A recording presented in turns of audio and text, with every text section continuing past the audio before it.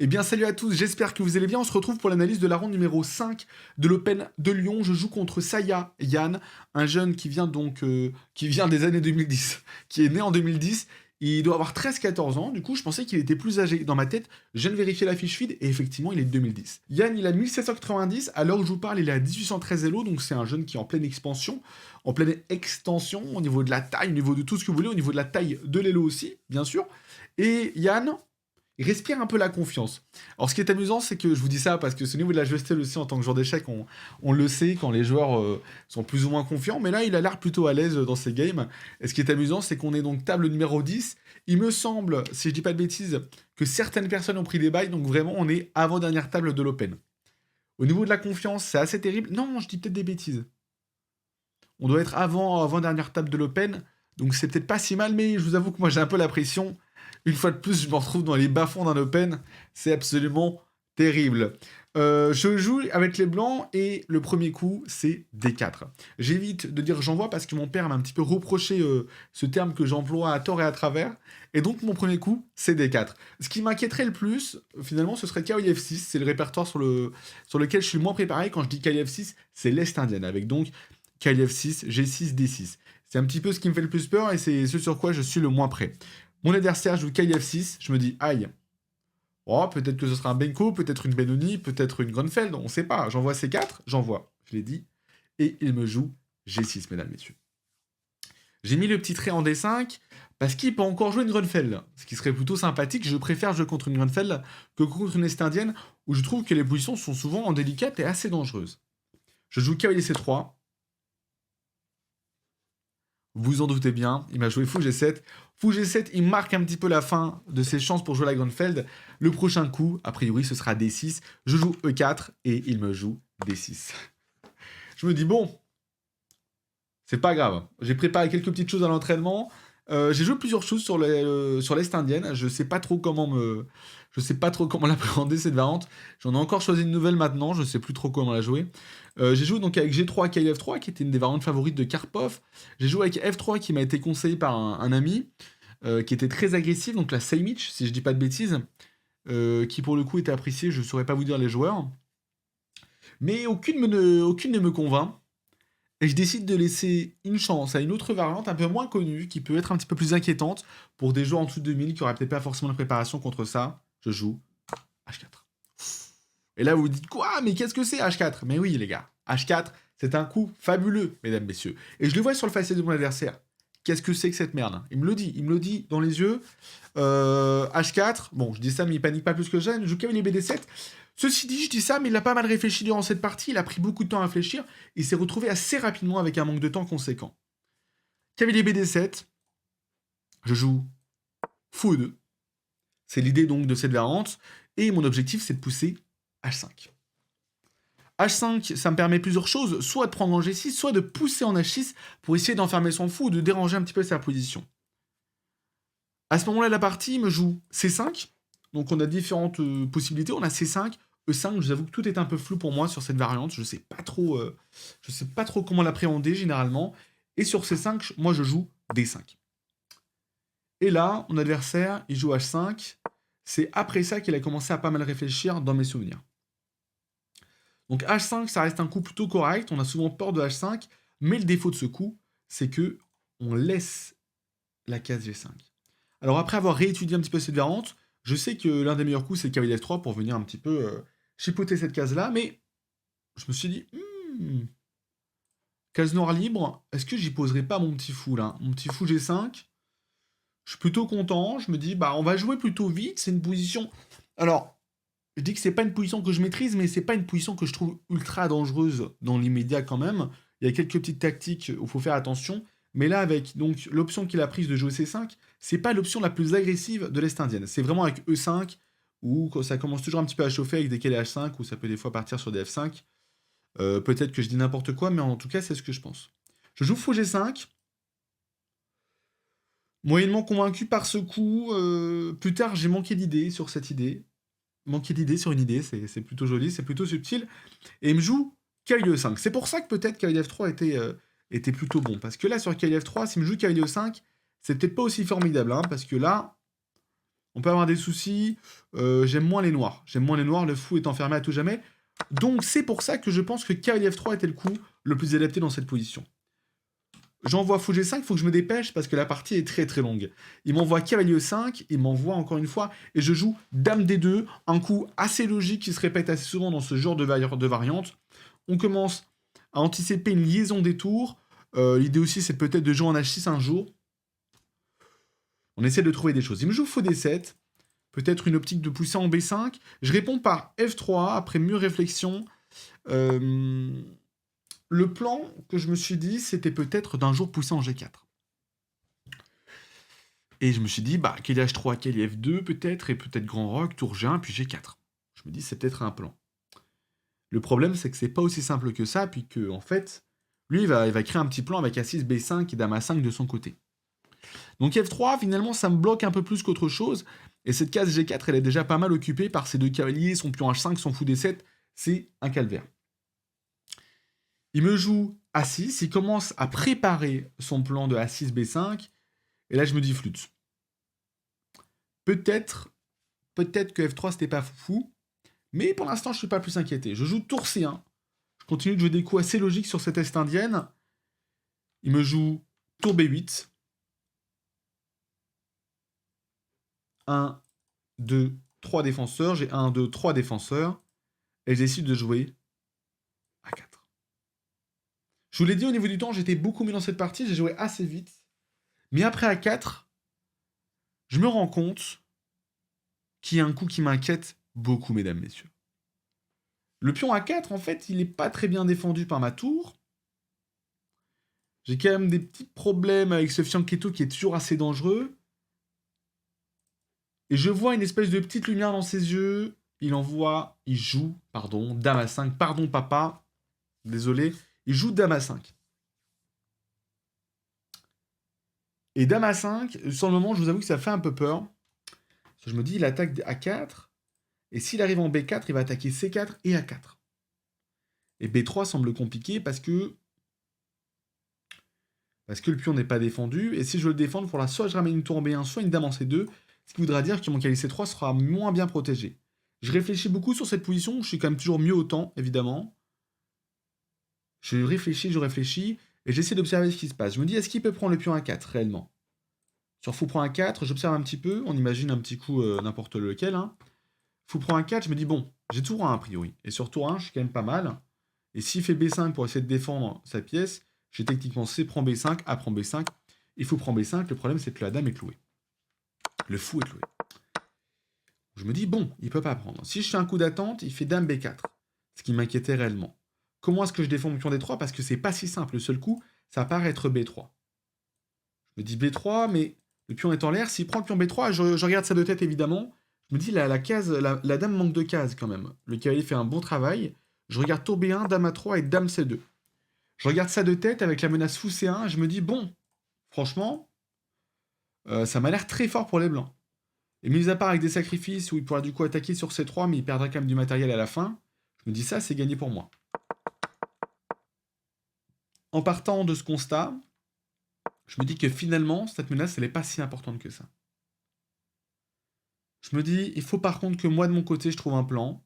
La pièce qui m'embête chez les noirs, c'est peut-être le cavalier E5. Il défend G4, il attaque C4, et je décide de jouer fou F4. Le problème, c'est que longtemps aussi, j'hésitais à jouer F4, mais le problème, c'est que j'ai toujours cette case blanche qui, une fois qu'elle est délaissée, ne pourra plus jamais être récupérée.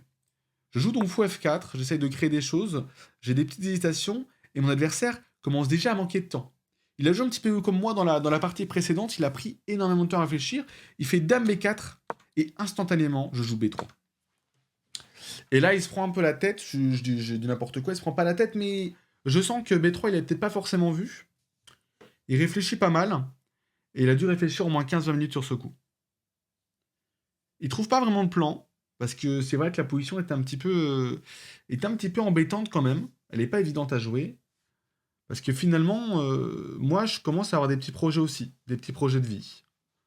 Qu'est-ce que je pourrais jouer? C'est ça la question qu'on peut se poser. Qu'est-ce que je menace? Alors, je ne sais plus exactement ce que je menace, mais je vais mettre en place mon plan, et finalement, lui ne menace plus grand-chose. Il a aussi pour objectif de mettre un jour une pression sur C3, je pense. Et il a peur aussi que je change son cavalier. On imagine après petit roc. Il a peut-être peur que je fasse prend 5 D, prend 5 et qu'il se retrouve avec une position un petit peu indélicate, un petit peu désagréable pour lui. Il réfléchit énormément et finit par me jouer cavalier G8 pour tout simplement défendre le cavalier un petit peu mieux. Je joue dame C2 cette fois-ci pour assurer la défense de mon pion B3 parce que maintenant, attention, sur dame prend B3, tour B1, dame A3 et dame C2, le cavalier n'est plus aussi bien défendu, il y aurait des cavaliers prend F3. Pour ceux qui ne verraient pas forcément, je leur explique, sur cavalier H3 par exemple, cette fois-ci dame prend B3, tour B1, dame A3, dame C2, et cette fois-ci on a dit cavalier prend F3 avec le cavalier C3 qui va tomber. D'où le coup de cavalier G8, qui est une bonne menace. Je joue donc dame C2 pour défendre le pion B3, mais aussi mon cavalier C3. Il répond par cavalier H6, et je joue fou D2 cette fois-ci. La dame est dans une structure un petit peu, dans une position un petit peu délicate, faut qu'il fasse attention à lui. Je pensais que c'était plus fort, à première vue, fou D2, mais finalement pas tant que ça m'a paru très fort ce moment, je me suis peut-être un peu... J'ai vu des films, hein, j'ai vu des étoiles, mais c'est pas si grave. Il fait dame B6, parce que voilà, je menace quand même des choses, hein, on menace des cavaliers B5, alors cavalier B5 menace pas grand-chose, malheureusement, mais attention, attention à ce que ça pourrait devenir, des F4, E5, cavalier E5, ça peut, cavalier E4, ça peut aller très très vite. Je joue cavalier H3, je décide de me développer avec l'optique de venir en F2 pour pousser G4 peut-être, ou venir en D3 hein, pour échanger et jouer F4, pourquoi pas. Il fait petit roc, je joue cavalier F2, je suis mes idées, il fait dame C7. Il se retire finalement de cette position inconfortable et c'est une victoire pour moi. C'est une victoire parce que j'ai beaucoup plus de temps, à la pendule et j'ai plus ces menaces qui étaient inquiétantes sur l'aile dame. Hein. Et là, c'est un peu tragique parce que j'ai pas d'idée. J'ai pas d'idée du tout. Il est en note. C'est pas une blague, il est en note. Il a plus beaucoup de temps. Il est déjà en manque de temps. Et je décide de jouer un coup absolument pitoyable. Alors, je sais plus pourquoi j'ai joué ça. J'ai peut-être une. Alors, j'ai joué, je vais vous le dire en 1000, hein, j'ai joué dame à 2. Alors, dame à 2, je crois que mon idée c'était de faire A5, cavalier A4, cavalier B6. Je la donne en 1000. Je me dis, c'est une menace sympathique. Pourquoi j'ai joué ça? Ça va contre tous les principes. Hein. On retire une pièce du centre, en plus la dame, on la fout derrière deux pions. Rien ne va sur ce coup, je n'ai aucune excuse. Mais vu que mon adversaire manquait de temps, je me suis dit, il faut que je joue un coup rapide, qui fasse des menaces, qui crée quelque chose. Ça ne crée absolument rien, il m'a joué B6, et je me suis mangé le point. Que nenni, je joue petit roc, il me joue tour B7, et mon adversaire, il me propose la nulle. Il était plus aussi confiant qu'au début de la partie, hein, mais aussi à cause du manque du temps, donc on sentait qu'il y avait un petit stress, hein, il était comme ça. Il était comme ça, il avait la jambe qui bougeait. Vous voyez, avec l'œil qui va sur la pendule pour regarder un petit peu où il en est. Et je décide évidemment de refuser, mais une fois de plus, je trouve pas vraiment d'idée. Je me dis, je vais améliorer ma position. Je décide de jouer faux 3 pour ramener madame en D2 et continuer à faire des menaces, peut-être sur H6 notamment, et peut-être créer quelque chose. Il fait F5 cette fois-ci. C'était le seul coup que j'avais vu pour lui, pour que ce soit vraiment une bonne position, enfin une position qui soit plutôt confortable. Je me suis dit peut-être qu'il ne le verrait pas forcément. Pourquoi c'est fort F5? Pourquoi c'est fort? Il ouvre son jeu, il dispose d'une pièce pour son cavalier, d'une case pour son cavalier, il met une pression sur E4, et ce fait, du coup, il prend une prise d'espace. Donc c'est intéressant. Il répond en fait, il répond à mes coups en étant agressif, et ça c'est très important. S'il était resté passif, en jouant quelque chose d'autre, comme roi H7 pour défendre, j'aurais pu faire tranquillement dame D2, et s'il avait voulu jouer tour BB8 en essayant de jouer le temps, là j'aurais peut-être pu commencer à créer des choses. Hein, on ne sait pas trop ce qui peut se passer. Quoique je vous dis ça, mais c'est vrai que j'ai du mal à voir comment j'avance. Mais j'aurais peut-être pu commencer à créer des cavaliers D3 pour jouer avec des F4, E5 peut-être un jour. Je joue fou E3, il envoie donc F5, comme à la poste. Et je décide de jouer fou G5, de manière assez rapide pour vraiment lui mettre la pression au temps et mettre une pression sur E7.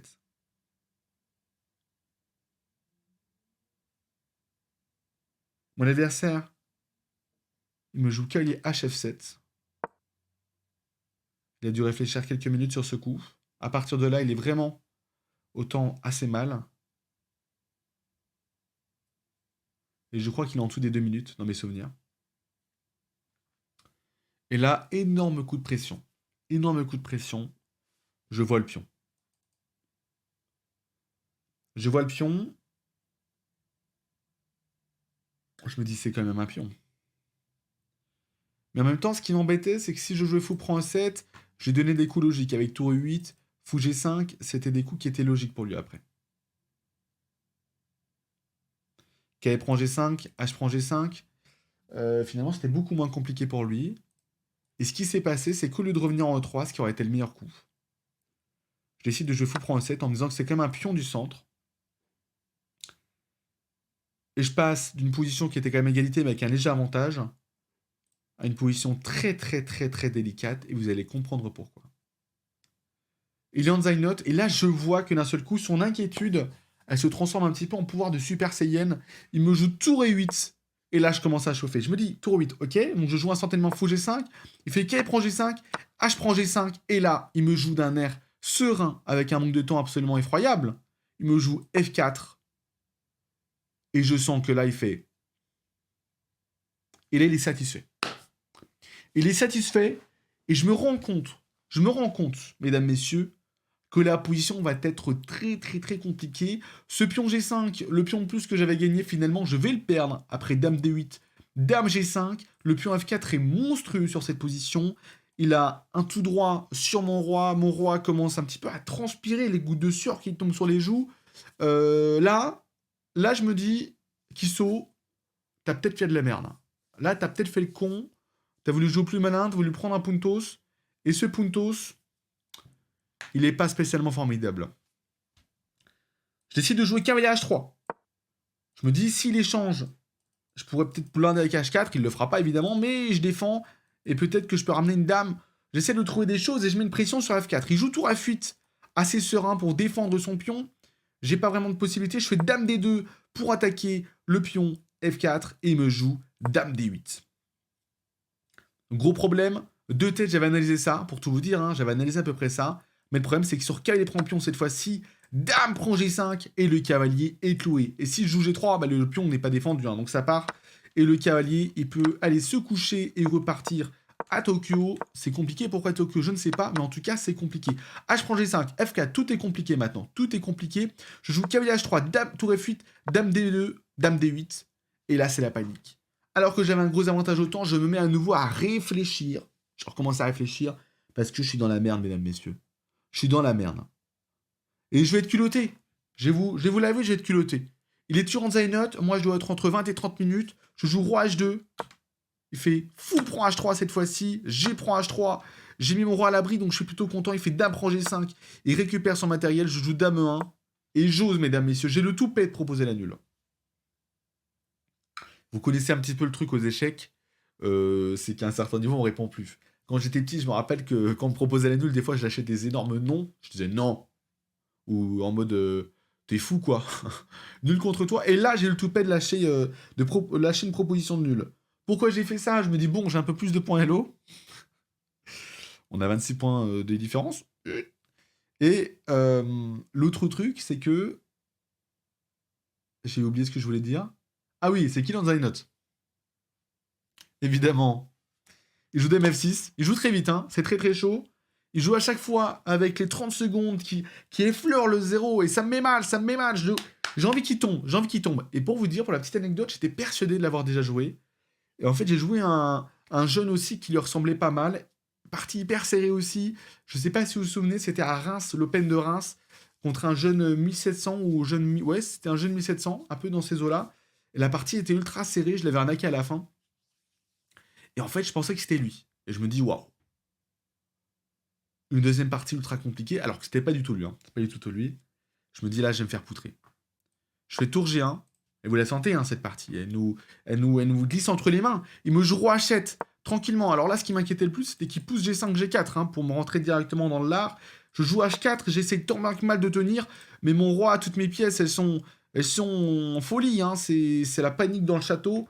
Là, César, il a coupé un peu les vivres, donc là, je suis un petit peu dans ma paranoïa. Il joue tour G8, tranquillement. Je devine qu'il veut faire donc fou F8, fou E7, pour venir attaquer mon pion H4. Il a des très jolis plans, il met en place ça tranquillement, de manière très sereine, avec ses quelques secondes à la pendule. Je joue tour C2, j'essaye tant bien que mal de trouver des opportunités de revenir, peut-être avec un fou F1. Je me dis, dans l'idéal, je me ramène avec un fou F1 E6, hein, On a travaillé avec Jérémy Silman, un maître international. J'ai dit, on a travaillé, j'ai juste lu son bouquin finalement.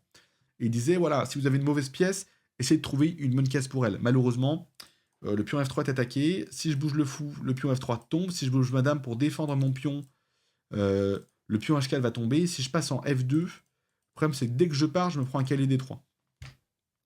Donc c'est la détresse. C'est la détresse. Il joue fou F8. Je décide de jouer dame F2. J'essaie quand même de trouver des choses à faire. Il fait fou E7. Cette fois-ci, il attaque le pion H4. Je me retrouve presque obligé. Je joue roi H3. Finalement, ma pièce la plus avancée dans cette partie, c'est mon roi. Il joue fou D8. Il est toujours en die note, on le rappelle. Hein. Et petit à petit, moi, mon temps baisse, diminue. Et je me retrouve aussi en manque de temps. Je joue tour H1. Mon objectif, c'est l'escapade, la grande envolée. Laisser des pions et me barrer là. Hein, me barrer comme un pleutre. Un abandon du château. Tour BG7. Et j'entame du coup la fuite. Roi G2, le roi qui part. G5. Et là, ça commence à être très très chaud. Ma position est en délire. Mes pièces sont en délire, mesdames, messieurs. C'est très très très très dur. G5, tout paraît désastreux pour moi. Et c'est désastreux pour moi. J'essaye tant bien que mal de me soutirer des problèmes. Je fais H prend G5. Toujours dans l'optique de ne pas perdre de matériel. Ça, c'est ma philosophie. Tour prend G5. Roi F1.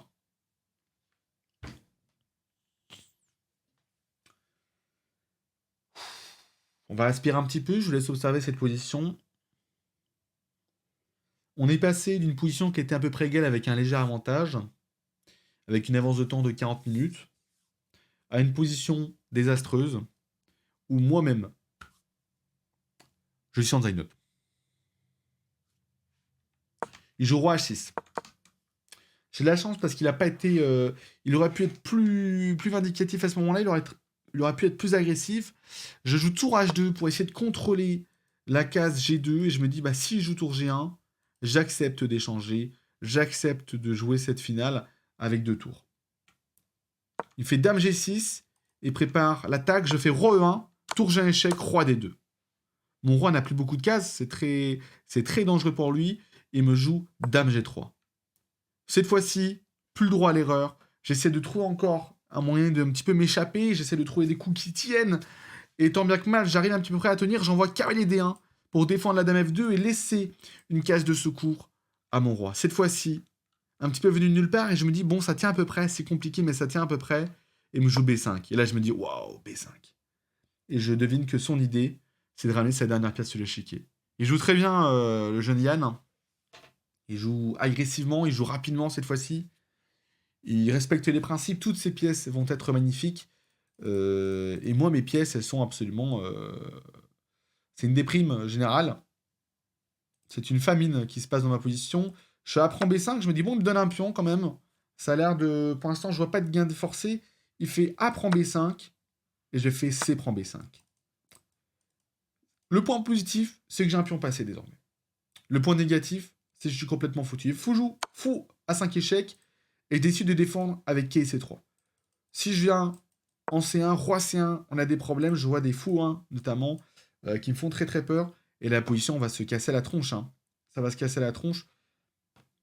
Je défaux B4, tour A8. Ça me fait trop peur. Je joue K et C3, j'essaie de défendre ma position. Il fait tour B1 cette fois-ci. Il vient attaquer B3, que des coups que je ne vois pas. Hein. Je joue tour A2, coup intermédiaire, j'attaque le fou, avec pour optique de dynamiser un peu mon jeu, trouver finalement des ressources tactiques. Il joue fou B4, et je décide de jouer roi C2. Je m'agrippe à ce matériel que j'ai en plus, malgré toutes les faiblesses de ma position, on essaie de tenir. Il fait tour G1, il revient un petit peu, et je joue pion B6. Je me dis, allez, foutu pour foutu, j'essaie de trouver le dynamisme, et il est en die note, nous sommes tous les deux en die note, j'essaie de dynamiser ma position, j'envoie B6, je joue B6, j'avance B6 pour aller à promotion, et je joue tour B8, le premier coup défensif depuis quelques coups, mesdames, messieurs. Et cette fois-ci, c'est à moi d'envoyer la tendance, tour A6, de lancer la tendance, tour A6. Je défends mon pion B6, je suis insupportable comme joueur, je suis insupportable, je m'accroche comme une hyène à ma proie, et cette proie, c'est ce pion B6. Malheureusement pour moi, la position reste très très délicate. Il fait tour B7, il bloque, mais ça reste un coup défensif, et là, l'opportunité d'une vie, cavalier B5. Ce cavalier ici, il ne fait plus rien. J'ai une autre optique, c'est le pion D6. Et là, j'observe, et le coup qui me mettrait vraiment dans le mal, mesdames, messieurs, c'est fou. Hein. Je me dis, aïe. Je le vois et je me dis, je suis obligé de prendre. F prend G3, tour H3, tour G2, roi D1. Je regarde ça vite fait, pardon. Et je me dis que malheureusement, mesdames, messieurs, c'est sur tour prend fou, roi prend et G2. C'est compliqué. Mesdames, messieurs, mon adversaire va jouer autre chose. Et il joue C4. Je respire un grand coup. Et je vois encore un autre coup. Qui crée des menaces dans une position si complexe que celle-là. Parce que la position est très très complexe. On a un pion B6 qui est très avancé. On a des tactiques. Pourquoi il prend pas tout de suite? Parce que finalement, ça lance pas à grand-chose. Et lui, son objectif, peut-être, c'est si je prends. Évidemment, l'idée, c'est peut-être de faire fou C5. Hein, avoir un fou monstrueux, récupérer le pion B6, et ensuite gagner la partie, remporter la partie, avec du coup une suprématie sur ces cases noires.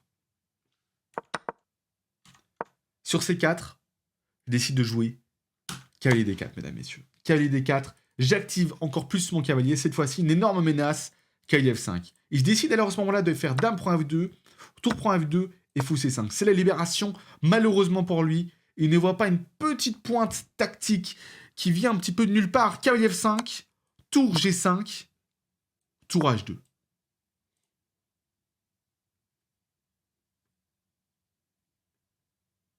Et là, vous dites, elle est où la tactique? Je vais pas vous mentir, je m'en souviens plus. Elle n'est pas tout de suite là, en fait. Il joue C prend B3, roi prend B3, tour B1 échec, roi C2. Il finit par récupérer son pion. Tour 1 prend B6, tour prend B6, tour prend B6. Et dans cette position, à égalité matérielle, avec des fous de couleurs opposées, où il a un cavalier monstrueux, j'arrive à trouver une pointe tactique. Donc je suis particulièrement fier. Je joue tour G7 échec. Il fait roi F6. Je retire le défenseur du pion H5. Je joue cavalier G7 pour attaquer le pion H5. Il n'a nul autre choix pour la défense que de jouer H4. Et ça m'obtient cavalier H5 échec. J'obtiens cavalier H5 échec. Fourchette. Petite manœuvre très sympathique dans une partie absolument tendue, tendax. Et là, je vois mon adversaire qui commence à devenir blanc. Après toute cette pression accumulée, il se rend compte qu'il a laissé passer sa chance. Et à ce moment-là de la partie, on est déjà les derniers dans la salle. La partie dure, elle dure, elle dure. On est déjà à 4h30 de partie. C'est hyper fatigant pour l'un comme pour l'autre. Ça va faire peut-être maintenant 30 coups qu'on est tous les deux en design note. Lui encore plus longtemps que moi. Et là, je le vois, il souffle, un peu comme ça, dégoûté. Et là, je reprends la confiance. Je reprends du poil de la bête. Et moi, quand on m'offre quelque chose, il joue roi F7, cavalier prend F5, je récupère l'avantage matériel que j'avais eu tout à l'heure avec mon fou prend E7. C'est à nouveau à moi, il joue tour B8. Et cette fois-ci, je ne me laisse pas faire. Cavalier aussi, je place mon cavalier en plein dans sa position, en plein dans sa tronche. Donc le pauvre là, c'est un petit peu la galère cette fois-ci. C'est lui qui se retrouve assez mal avec un cavalier monstrueux dans sa position. Et le pion H4, qui est plus aussi simple que ça, à pousser. Il fait fou à 3, il essaie de se créer des opportunités. Je joue F4 cette fois-ci. Je libère les cases blanches de mon fou. À moi de dynamiser ma position. Et j'avance mes pions. Il joue cavalier D7. Et mesdames, messieurs, je vous laisse mettre sur pause pour trouver le bon coup dans cette position. Pour ceux qui ont mis sur pause, je vous redis à tout de suite. Et pour les autres qui ont un petit peu la flemme de chercher, ici dans cette position, mat en 4 coups pour les blancs, je l'ai loupé. À que cela ne tienne. On avait donc fou H5 échec, roi F6, tour G6 échec, roi F7, tour G7 échec, sur roi F6, qui est le seul coup parce qu'en fait toutes les cases sont prises, tour F7 échec et mat. Malheureusement, je vois pas ce coup, qui paraît quand même logique. Je décide de jouer tour G7 échec. J'ai l'impression de voir une tactique. Sur roi 8, évidemment, on a fou H5, échec et mat, c'est ce que je me dis. Et sur roi F6, gain du cavalier. Je vais même pas vous mentir, j'étais tellement mal au niveau du temps que quand j'ai joué tour G7, je me disais roi E8. Comment est-ce que je continue? Est-ce que j'ai des Je regardais mes tactiques avec tour G8, je crois que j'ai même pas vu que j'avais fou H5 échec et mat. Pour vous dire l'état dans lequel j'étais, je loupe des maths en 1. Lui, je le vois encore souffler une fois de plus après roi, après tour G7. Il joue tour roi F6. Là, je m'empare du cavalier, tour prend D7. Il joue tour H8. Cavalier G5. H3, tour H7. J'analyse bien qu'il ne peut pas me faire une promotion dans la tronche, que j'aurais mal vu. Tour prend H7, cavalier prend H7. Roi G6, il attaque. Cavalier G5, H2, fou F3. Un petit peu après, ou un petit peu à ce moment-là, je crois qu'il m'a proposé la nulle. Et malheureusement, la partie était déjà terminée quand il m'a proposé la nulle. Je le comprends. Beaucoup de frustration dans cette partie, donc il est parti de la salle, on était les derniers à finir après 4-5 heures de partie. Il était absolument dépité, je l'ai vu, j'ai même pas proposé d'analyser, je vous avoue que moi j'étais content, j'avais du mal à contenir ma joie pour cette victoire qui vient un peu de nulle part. C'était absolument terrifiant cette game. J'espère que vous avez quand même pris un petit peu de plaisir à la regarder. On va regarder un petit peu le bilan ensemble. On va pas trop s'éterniser parce que la partie était longue. Je vous prie de m'excuser un petit peu pour le manque d'approfondissement des lignes, des variantes. Le problème, c'est que finalement, j'étais pas chez moi quand j'ai joué le tournoi. Et le temps d'analyser les parties, donc là, on est un mois après. Il y a plein de choses qui sont parties, il y a plein de choses que j'ai oubliées. Donc, bien évidemment que mes idées sont plus réfléchies quand je les joue. Bien évidemment que ça part plus de. Je vais plus loin qu'un simple constat de ça développe mon cavalier quand je joue un coup. Cette partie, elle était très très dure pour moi comme pour mon adversaire. Je me suis un petit peu emparé d'un pion trop vite. Il aurait fallu que je joue un petit peu le temps, que je crée la différence sur l'échiquier avec des faux E3 à la place de m'emparer du pion E7 et que j'essaie tout simplement de manœuvrer pour avancer mes pions. Bien joué mon adversaire qui a su quand même contenir son stress, qui a su quand même gérer bien la pression. Nul doute que la prochaine fois qu'on se rencontrera, ça va être plus compliqué, beaucoup plus compliqué. En tout cas, il faut qu'il joue plus vite. Yann, il s'est foutu très mal au niveau du temps, très rapidement. Et heureusement pour moi. Heureusement pour moi, parce qu'avec plus de temps dans une position dans laquelle je me faisais dominer, je me faisais absolument arracher, assurément. Donc j'ai eu beaucoup de chance dans cette partie. Je me suis quand même bien battu, les ressources étaient quand même pas mauvaises. Je me suis quand même accroché à mon morceau de l'art. Donc je suis plutôt satisfait. On va passer au bilan tout de suite. Je vous mets donc la petite barre de capture. J'ai joué à 80%, mon adversaire à 79%, donc vous voyez qu'on est très très proche. Une partie de tous les points de vue absolument terrifiante, absolument dangereuse. Donc pour l'instant, pas grand chose à dire. On va s'attarder vraiment sur les imprécisions. F3, c'est quand même pas foufou. On aurait préféré dans cette variante peut-être un coup du style A4, ok, directement pour jouer. Mais ce qui me conseillait, c'était la place de fou G5. C'était vraiment cavalier F3. Voilà. Là, c'était mieux. On développe notre jeu. Donc, dame D2, F3, pourquoi pas. Tour C1 est un petit peu faible. Et à ce moment-là de la partie, vous voyez que les noirs passent un petit peu devant en termes d'avantage. Tour B8, A4, dame A5, B3, fou F4, pardon, dame B4 et B3. Dans cette position, dame prend B3 était une possibilité, finalement. Il fallait y voir très très loin. Il y avait donc la liste était tour B1, dame A3, dame C2. Le seul coup, c'était cavalier H7. Et si j'avais joué fou C1 à ce moment-là, je me serais pris du coup cavalier prend F3. Donc c'était une variante qui fonctionnait plutôt pas mal. Ce qui n'empêche que ça reste chaud. Et sur cavalier H7, il aurait fallu que je joue fou D2. Et on est sur une position à peu près égale. Et j'arrive pas à me débarrasser de sa dame, mais il reste bloqué. Cependant, il me semble qu'en fait on a une perpète. Voilà. Donc c'était quand même assez chaud. Ni moi ni lui n'avons dû voir, je pense. Peut-être que lui avait vu, mais je vous avoue que moi je suis pas allé. J'ai pas vu cavalier H7, ça me semblait quand même très osé. Il joue cavalier G8. Je joue dame C2, meilleur coup. Et cavalier H6, imprécision. Imprécision, mais on est simplement à 0,30, donc rien de bien terrifiant. Fou D2, dame B6, cavalier H3, cavalier F2, on essaye tant bien que mal de trouver. Et dame A2, c'est absolument ignoble. Ce qui n'empêche qu'une fois de plus, dans une position très très fermée, il préférait petit roc simplement. Voilà, c'était un peu mieux. Mais c'est vrai que dans cette position très très fermée, dame A2, même si c'est une erreur, n'est pas forcément très influente sur la suite de la position. B6, petit roc. Il dit gain manqué, mais il n'y a pas grand chose en fait. Hein. Il préférait juste F5 tout de suite, qui était un peu plus agressif. Et B6, en fait, il avait peur de A5, mais je comprends, ça peut être un peu embêtant. Je sais pas si c'est très utile de se laisser pousser A5 dans la tronche et de se prendre un cavalier en B6, même si le cavalier B6 fera peut-être pas forcément grand chose ici. Donc B6, F5, très bon coup par contre, fou G5, quel F7, il faut prendre E7, par contre là c'est la grosse erreur. Et on est à moins 0,9 d'avantage. Tour E8, et là il a très bien joué, hein. F4 il a fait des coups excellents à la suite. 3 points d'exclamation. Dame prend G5, il a moins 1,59 d'avantage, moins 1,6, moins 1,7. Il passe à moins 2. Et là, on est à moins 3 déjà. Donc s'il pousse G5 et qu'il m'avance sur la tronche, je ne peux strictement rien faire. Mais vu qu'il manque de temps, il a voulu vraiment s'assurer que tout était carré. Et je le comprends tout à fait, c'est quand même... C'est plutôt sage de ne pas se précipiter. H4 reste plutôt correct. On arrive à se maintenir quand même, hein. On arrive à tenir la tête, se maintenir la tête au-dessus de l'eau. Roi H3. On est toujours à moins 1,6, ça pourrait être pire. Tour H1, et là, c'est un peu la cata, hein. Sur G5 tout de suite. Roi G2, G4. C'était très très chaud. C'était très très chaud, hein, parce que là, si je prends, évidemment, le roi est à tout jamais coincé et c'est fini, hein. Donc peut-être que G5 tout de suite était le meilleur coup, c'est presque sûr. Et me laisser partir, ça me laisse une petite chance, même si on a à moins 3 d'avantage.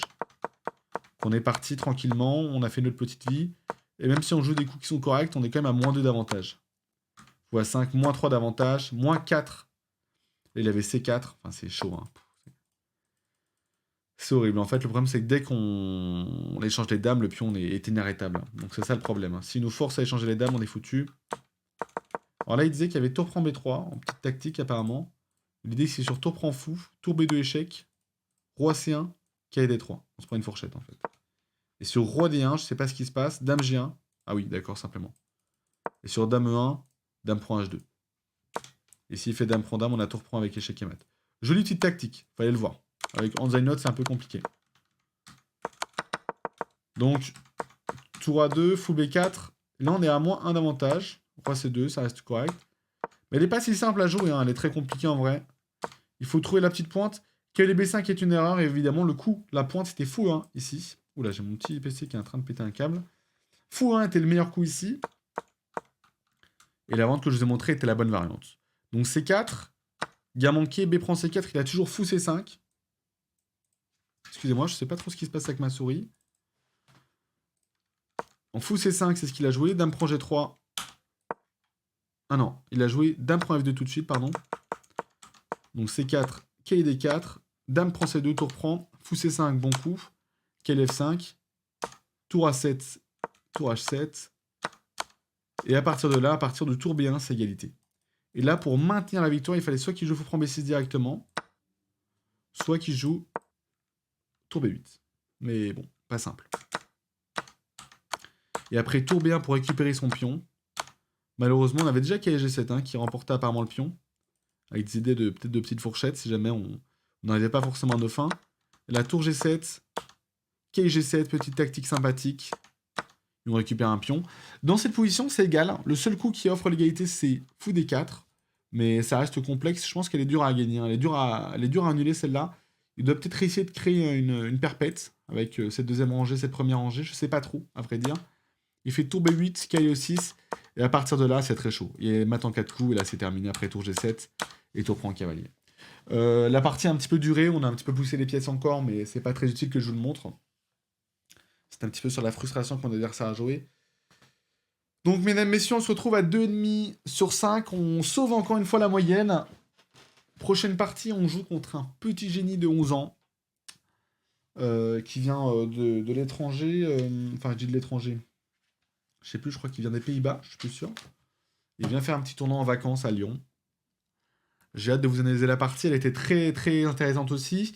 Cette game, je vous avoue que j'étais plutôt satisfait de mon niveau. Et là, au vu des 4 dernières rondes, c'est un peu compliqué. C'est un peu compliqué, je sais pas trop où donner de la tête. Les parties sont un peu farfelues, on comprend pas trop ce qui se passe. Le point positif, c'est que, à part durant la partie contre Armen, la ronde 4, j'ai joué beaucoup plus rapidement. Mes parties, je me prends moins la tête sur des coups où des fois je prends des heures à réfléchir. Là, j'ai essayé de jouer plus simple, plus logique. On verra que la logique, on y reviendra peut-être. Mais en regardant à nouveau mes parties, je me rends compte à quel point il y a quand même beaucoup d'imprécisions que je pourrais éviter quand même. Mais ça n'empêche que c'est des parties des positions qui sont dures à jouer, hein, complexes. Les Est indiennes, c'est franchement pas facile de manœuvrer.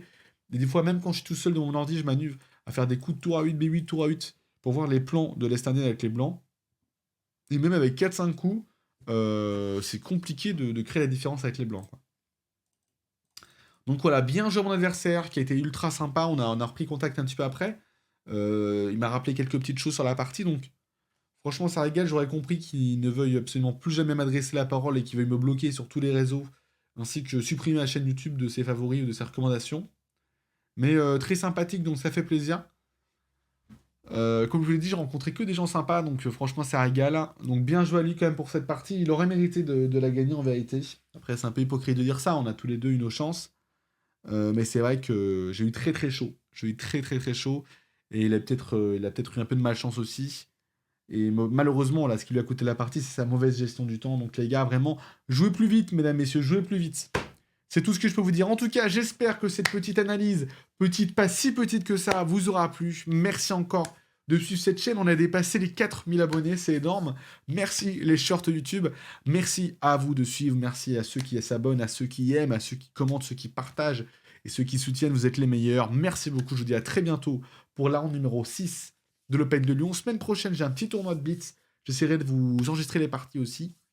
Et je vous dis à la prochaine pour de prochaines vidéos. Ciao, ciao, ciao, ciao.